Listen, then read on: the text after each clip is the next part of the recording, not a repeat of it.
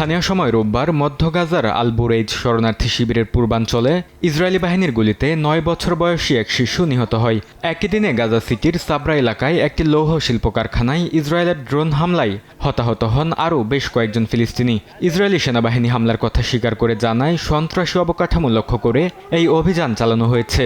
এর আগে ইসরায়েলি হামলায় আহত এক ফিলিস্তিনি চিকিৎসাধীন অবস্থায় মারা যান।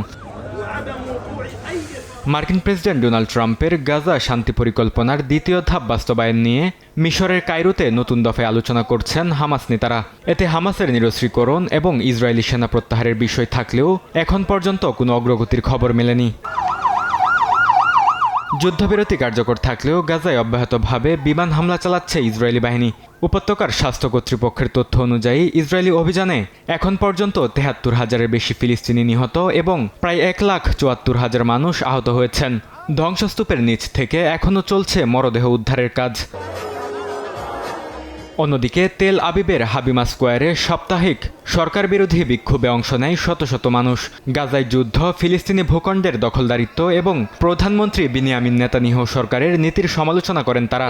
যুদ্ধের অবসান, জিম্মিদের মুক্তি এবং ফিলিস্তিন প্রশ্নে রাজনৈতিক সমাধানের আহ্বান জানান বিক্ষোভকারীরা। বরকতুল্লাহ, সময় সংবাদ।